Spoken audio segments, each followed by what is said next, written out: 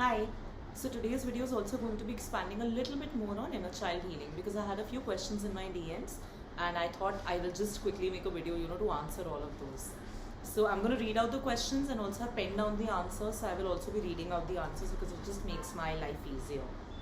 Okay, so the first question that I received was a little funny. Can't we feel anything at all? Or whatever you mentioned in the science, I feel all of them. And I also feel that it's extremely normal and human to feel that.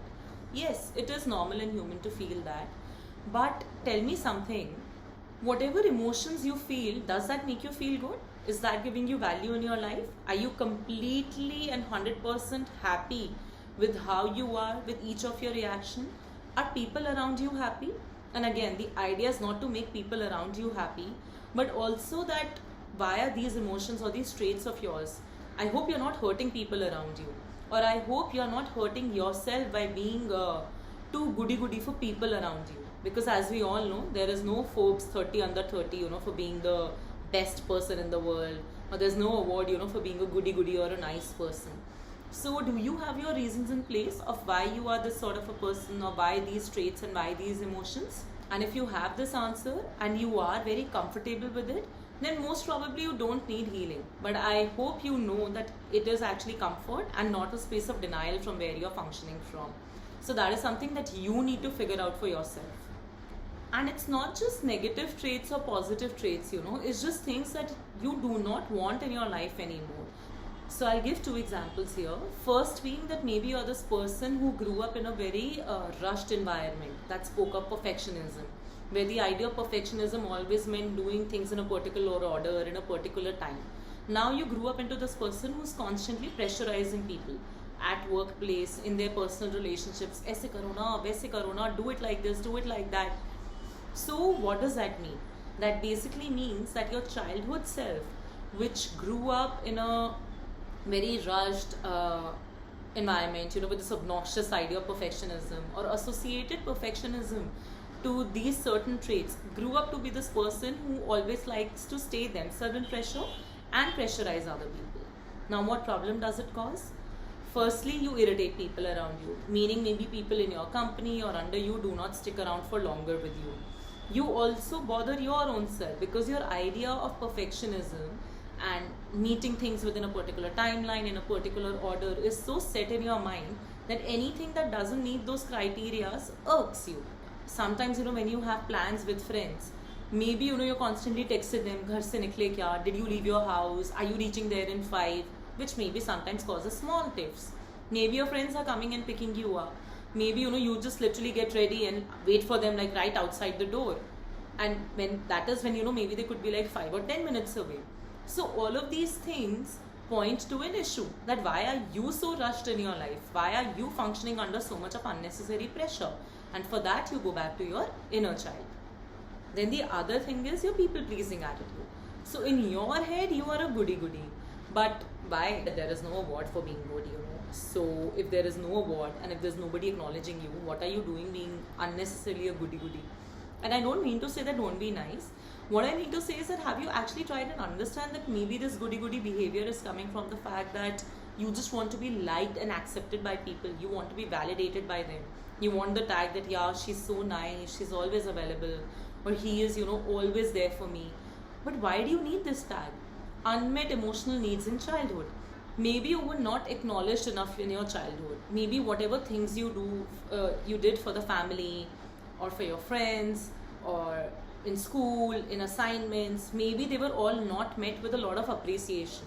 So all of these things could have actually made you into this person now that has become a people-pleasing person, which in your head is just a nice trait. So that is why you need to again go back to your inner child and fix this issue. So suppose if you are not comfortable with people-pleasing attitude, and I know a lot of people are not, okay? We keep on saying that we are so nice, but then why are we cribbing about other people not being nice to us? We are nice for our own self, right? Not for like other people. Because we are expecting them also to be nice to us, but they are not. So why can't you withdraw yourself? Why can't you take a chill pill? You're not able to, right? And that is exactly why this is an issue. Since you do not have answers to these questions, or it just makes you feel that, because everybody should be nice. I'm sorry, we are living in times of Kali Yuga and nobody is nice. I mean, let's just keep it that simple. People are diplomatic, people are calculative, and we have to make do with that.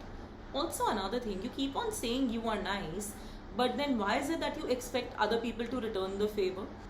Or why is it that you're expecting people also to be on the same tangent as you? You are nice, right? So it should not matter to you if other people are nice or not. You keep on doing you.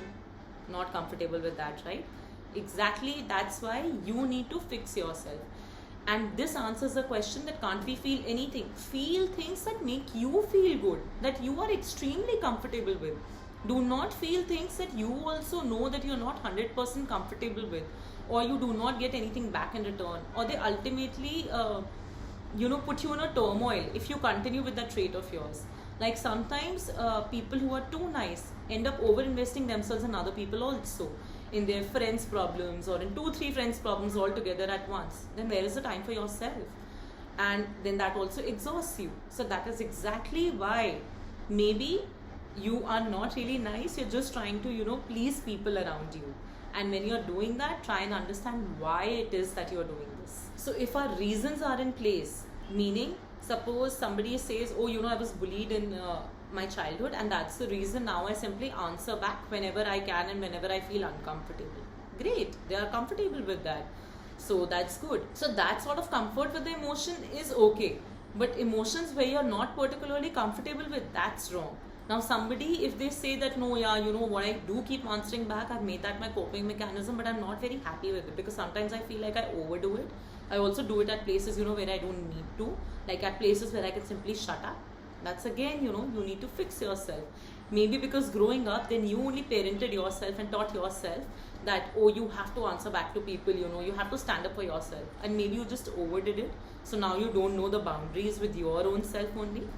So you feel things that you're comfortable with, and a lot of things that you're not comfortable with, you do not feel them. I mean, you can choose not to feel them by fixing yourself. Then the second question that I have here is, why do I need a hypnotherapist or a meditative route for each time frame of the childhood? So honestly, this is simply because you don't remember. I mean, all of these inner child issues are there in your subconscious or your unconscious mind. If it was in your conscious mind, then you would not have needed anybody. You would have simply fixed it. So because you are not aware of your inner child issues is why you need to get into your meditative state, or you need a hypnotherapist, or you need to be hypnotized, because we are trying to tap into your subconscious, and that doesn't happen in your conscious state of mind. Right now, if I ask you anything about your childhood, half of the things you will not even remember, because growing up, some people also develop selective memory syndrome. They let go or they forget memories that were not really serving them. That's why it's called repressed memories, and that's what we are trying to recall via doing all of these exercises.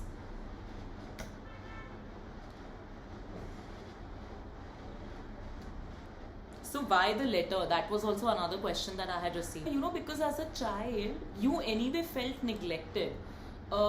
You observed certain patterns which made its way into who you are today. You were dismissed. A lot of things happened in your childhood that shaped you who you are now. And because there was nobody to talk to back then and understand that if what you're absorbing and grasping, is it even right? So you need to do that now. Now you need to go and talk to your child, I mean the child within you, and tell them that yes, I acknowledge all of that you have been through, and I am here for you. Why are we doing it in a writing manner and not maybe just having a dialogue with our own selves? Because writing registers things in the brain. That's one. And secondly, why are you even confronting it? Because that child was neglected. It was not understood. And you want to tell them that, hey, I understand you. I am here for you. And that is what you're doing via this exercise. Nobody else is going to come for you and save you. You have to save yourself. As simple as that. Which means what? You go back to your inner child and you say, hey, now I realize that you've had a very difficult or a different journey, and I'm here for you, and I'm going to nurture you, and I'm going to reparent you. Then the next question that we have is, are we to dislike our parents or our childhood then? So no, because can you fix anything with a negative emotion? Or can you fix anything by building it on something negative? No, right? So similarly, this whole exercise or this whole recalling your repressed memories, recalling your past, your inner child is not so that you start hating on your parents or your childhood or people around you, okay? It's simply to understand that they did the best that they could, especially in that era and time, when the concepts of parenting were not very clear, when they was I think they also, got married and became parents because the society asked them to. So probably they must be having their own issues that, they did not deal with very properly. And maybe sometimes they projected that on you. Back in those days, anyway, topics like mental health, healing yourself, etc. were not so popular. So maybe they did not even know that they were doing that. Alright? So the point is not to hate your parents, not to hate your childhood. If you had a sexually abusive childhood, then honestly I'm not the best person to be answering this question. I would just say that, it's only by releasing the hurt, anger, resentment is how you actually go on to the path of healing. So that is for you to understand, and that is why maybe choose somebody who can help you understand this. Then the last question that I had is that what will this healing do? I don't know why that was not clear in the last video, but first thing that this healing will do is give you many ooh and aha moments, because you will realize a lot of things about yourself. You will become more self-aware, and I think it will be nice, knowing those parts about your own self. You might actually, start enjoying it or even liking yourself more, and that is the whole point of anything we do, right? We just want to like ourselves more. So that is definitely going to happen. Another reason is that you need to understand that why you act or react in a particular manner. And then, are you happy with that reaction or that action in your life? Is it giving you value? If not, then how would you want to change it? So to get answers to all of these questions, we start this journey of inner work, self-work and healing. And because our childhoods shape us into who we are, that's why first fixing your inner child is very important, so that you can then eventually move on to this journey where you address also the issues of now. Okay, so I hope that made things a lot more clear. Let me know if you have any more questions. I would be happy to answer them. Bye.